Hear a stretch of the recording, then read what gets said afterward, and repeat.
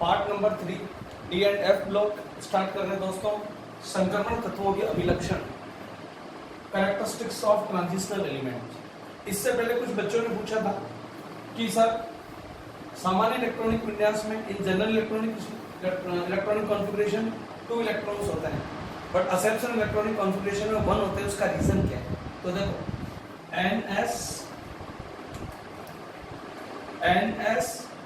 n-1d, मतलब S में कभी आते हैं 2 इलेक्ट्रॉन और कभी आता है 1 इलेक्ट्रॉन। इस डिसिमिलरिटी का, इस विषमता का कारण क्या है?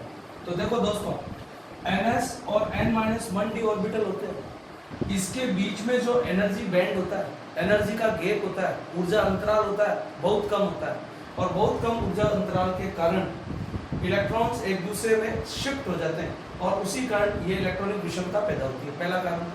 दूसरा कारण है कि यहाँ पर अर्ध भरे और पूर्ण भरे कक्षकों का स्थायित्व होता है, इस कारण से ये इलेक्ट्रॉनिक विषमता उत्पन्न हो जाती है। Due to stability of half field and full field, these elements shows dissimilarity. Now, संक्रमण तत्वों के अभिलक्षण। सबसे पहला आपके पास अभिलक्षण क्या होता है? तो देखो, जो संक्रमण तत्व होते हैं ये धात्विक गुण रखते हैं। धात्विक गुण रखने के कारण धातुओं की चमक होगी और यह विद्युत व ऊष्मा के चालक होते हैं। Due to metallic characteristics they show shining with conductivity of heat and electricity. Next, second point, ये जो आपके पास डी ब्लॉक तत्व होते हैं, ट्रांजिशनल एलिमेंट्स होते हैं, इसमें डी ऑर्बिटल्स कैसा होता है? वैकेंट होता है, रिक्त होता है, खाली होता है। इस कारण से ये कलरफुल नेचर के होते हैं।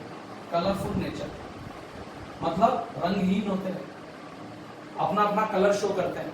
रंगीन नेचर के कारण ये क्या? अनुचुंबकीय होते हैं। अनुचुंबकीय मीन्स पैरामैग्नेटिक नेचर। ये होते हैं आपके पास पैरामैग्नेटिक नेचर। अगली बात, यह तत्व ऊर्जा अंतराल ns व n-1d के बीच अत्यंत कम होता है, इस कारण से एक से ज्यादा संयोजकताओं को वैलेंसीज को शो करते हैं। तो यह परिवर्तनशील संयोजकता प्रदर्शित करते हैं। परिवर्तनशील वेरिएबल वैलेंसी। यह वेरिएबल वैलेंसी को क्या करते हैं दोस्तों? करते हैं, शोज करते हैं। इनका साइज छोटा होता है, इस कारण से कॉम्प्लेक्स फॉर्मेशन करते हैं। साइज छोटा होने के कारण ये संकुल बनाने का गुण रखते हैं। तो पांचवा होता है इसमें संकुल प्रवृत्ति या संकुल निर्माण की प्रवृत्ति। कॉम्प्लेक्स फॉर्मेशन की प्रॉपर्टी भी ये जो शो करते हैं। धात्विक चमक होती है, कलरफुल रंगीन नेचर होता है, अनुचुंबकीय पैरामैग्नेटिक होता है, एक से ज्यादा संयोजकताएं दिखाते हैं अतः परिवर्तनशील संयोजकता मींस वेरिएबल वैलेंसीज को शो करते हैं, संकुल निर्माण कर सकते हैं। अगला, डी ब्लॉक खाली होने के कारण इनका उपयोग उत्प्रेरक के रूप में भी किया जाता है। तो यह आपके पास अधिकांश उत्प्रेरकीय गुण प्रदर्शित करते हैं। उत्प्रेरकीय कैटालाइटिक नेचर। एक वेरी इंपॉर्टेंट बात सुनिए दोस्तों यहाँ पर, वेरी मोस्ट। कैसे? आपने देखा एस ब्लॉक हलीना की रब से फरियाद, बेटा मांगे कार स्कूटर। पी ब्लॉक में देख लीजिए कार्बन फैमिली है, जो भी है, सारे वर्टिकल ऊर्ध्वाधर अपनी समानता को प्रदर्शित करते हैं। ठीक है, टॉप ऊपर से नीचे की तरफ। बट ये जो ट्रांजिशनल एलिमेंट होते हैं ये वर्टिकल ऊर्ध्वाधर समानता प्रदर्शित नहीं करते, ये हॉरिजॉन्टल क्षैतिज समानता प्रदर्शित करते हैं। क्षैतिज हॉरिजॉन्टल सिमिलरिटीज को शो करते हैं। ये वेरी इंपॉर्टेंट पॉइंट है। तो इस प्रकार से ये इनमें कुछ जनरल कैरेक्टरिस्टिक्स हो गए। अगला, कॉम्प्लेक्स फॉर्मेशन हो गया, उत्प्रेरकीय गुण हो गया।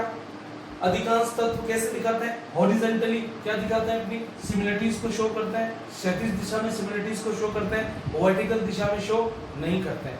ये इनके कुछ जनरल कैरेक्टरिस्टिक्स हो गए। अब हम बात करते हैं 3D सीरीज में। 3D सीरीज में विस्तार से पढ़ते हैं एक एक गुण को, कई अपना क्या क्या गुण प्रदर्शित करते हैं। तो नेक्स्ट टॉपिक लेते हैं हम।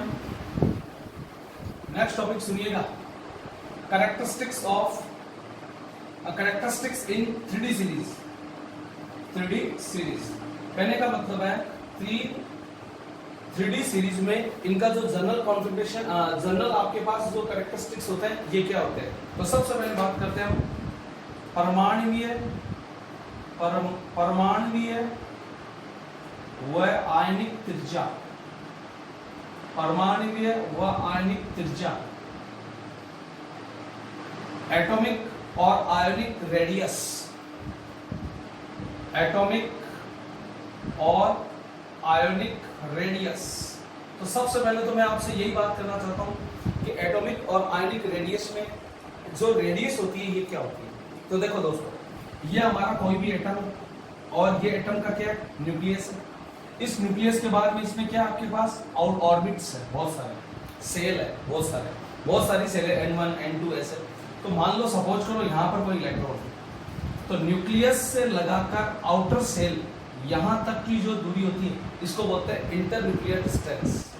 और ये जो आपके पास इंटर न्यूक्लियर डिस्टेंस होगी ये क्या कहलाती है, इसका हाफ कर दो तो ये हो जाएगी रेडियस।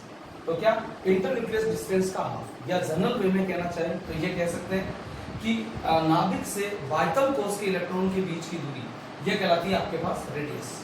तो अब इस रेडियस में क्या चेंजेस आएंगे, तो सुनिए रेडियस में क्या क्या चेंज आएंगे। जनरल ट्रेंड क्या होता है पीरियोडिक टेबल का, कि जब हम क्या करते हैं एक ग्रुप में वर्टिकल नीचे की तरफ चलते हैं तो रेडियस बढ़ती है, बिकॉज जो उसका साइज है वो बढ़ता है। दूसरी बात, जब हम हॉरिजॉन्टली एक पीरियड्स में लेफ्ट टू राइट जाते हैं तो उस समय रेडियस क्या होती है, डिक्रीज होती है। ये तो जनरल ट्रेंड है, पर डी ऑर्बिटल्स में ऐसा नहीं होता। तो देखो क्या होगा 3D सीरीज में, देखो क्या होगा, scandium, titanium, vanadium, chromium, manganese, ferrous, cobalt, nickel, copper और zinc. According to periodic table आवर्त सारणी के अनुसार क्या होना चाहिए, लेफ्ट टू राइट जाना, त्रिज्या छोटी होनी चाहिए, पर ऐसा नहीं होगा। स्कैंडियम से लगाकर क्रोमियम तक पहले त्रिज्या घटेगी, first radius decrease, after then chromium से लगाकर कॉपर तक रिमेन्स कांस्टेंट, और उसके बाद कॉपर से लगाकर जिंक तक रेडियस क्या होगी, इंक्रीज होगी। आप देख रहे हो अचानक इतना चेंज कैसे आया। आरबीएससी बोर्ड ने फिर से एक सवाल पूछा, फेकोनी की रेडियस समान होती है क्यों। तो सुनिए दोस्तों, यहाँ जनरल पीरियोडिक टेबल का रूल तो ये है, लेफ्ट से राइट जाने पर इफेक्टिव न्यूक्लियर चार्ज प्रभावी नाभिकीय आवेश बढ़ता है और इसके कारण से साइज छोटा होगा। परंतु यहाँ पर देखो स्कैंडियम से लगाकर क्रोमियम तक साइज घटता है, जिसमें और दूसरा है आपके पास क्रोमियम से आगे और कॉपर से पहले रेडियस कांस्टेंट रहती है, और तीसरी बात होती है कॉपर से लगाकर जिंक तक रेडियस इंक्रीज हो जाती है। इस प्रकार के वेरिएशंस के दो फैक्टर होते हैं, दो कारक इस त्रिज्या को इफेक्टेड करते हैं, प्रभावित करते हैं। वो कारक है आपके पास प्रभावी नाभिकीय आवेश, क्या होते हैं थोड़ी देर बाद बात करेंगे। प्रभावी नाभिकीय आवेश वो है परिरक्षण प्रभाव, इसको बोलते हैं जेड इफेक्टिव, मतलब इफेक्टिव न्यूक्लियर चार्ज, और इसको बोलते हैं सिल्डिंग इफेक्ट, ये होती है सिल्डिंग इफेक्ट। तो सुनिएगा पहले हिंदी में फिर इंग्लिश में बात करेंगे। स्कैंडियम से क्रोमियम तक पहले त्रिज्या घटती है, जिसका कारण है प्रभावी नाभिकीय आवेश का मान परिरक्षण प्रभाव की तुलना में बहुत ज्यादा बढ़ जाता है। दूसरा, कॉपर क्रोमियम से आगे और कॉपर से पहले त्रिज्या कैसी रहती है, स्थिर रहती है, कांस्टेंट रहती है, जिसका कारण है प्रभावी नाभिकीय आवेश परिरक्षण प्रभाव को संतुलित कर देता है। तीसरा, कॉपर से जिंक तक त्रिज्या बढ़ती है, इसका मतलब हो गया वहां परिरक्षण प्रभाव का मान नाभिकीय आवेश की अपेक्षा बढ़ जाता है। इंग्लिश में बात करते हैं। First, scandium two chromium radius becomes decrease because Z effective nuclear effective charge is very greater than shielding effect. Now, after chromium and before copper, radius remains constant due to balancing of Z effective by shielding effect. यहाँ पर Z effective shielding effect से क्या हो जाता है, balance हो जाता है। और तीसरी बात, कॉपर से जिंक तक रेडियस होती है वो क्या होती है, इंक्रीज हो जाती है, बिकॉज शील्डिंग इफेक्ट का मान Z इफेक्टिव से क्या होता है, ज्यादा होता है।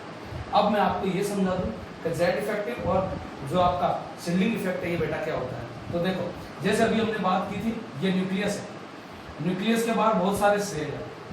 न्यूक्लियस की आदत क्या है वो आउटर सेल के इलेक्ट्रॉन को अपनी तरफ क्या करता है, खींचता है, उनको पुल करेगा, उनको अपनी तरफ क्या करेगा, एकदम खींचेगा। और ये जो आपके पास इसकी तरफ अट्रैक्ट होंगे उस कारण साइज क्या होगा, छोटा होगा। यही कहलाता है आपका प्रभावी नाभिकीय आवेश।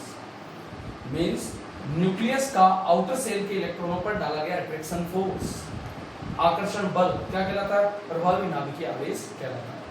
जबकि यहाँ पर देखो जो बहुत सारे इलेक्ट्रॉन्स आ रहे हैं बेटा, ये आउटर सेल के इलेक्ट्रॉन पर क्या कर रहे हैं, एक दूसरे को रिपेल कर रहे हैं। तो रिपेल करेंगे तो ये क्या होंगे, इस अट्रैक्शन को कम करेंगे। तो इलेक्ट्रॉन्स के लिए जो आपका क्या लग रहा है, इलेक्ट्रॉन पर प्रतिकर्षण प्रभाव लग रहा है, उस प्रतिकर्षण प्रभाव के कारण यह नाभिकीय आवेश कम हो रहा है और इसी को आप बोलते हैं शिल्डिंग इफेक्ट। तो क्या, due to repulsion of electrons Z effective becomes decreased. This is shielding effect. तो शिल्डिंग इफेक्ट हमेशा साइज को बड़ा करता है और Z इफेक्टिव हमेशा साइज को छोटा करता है।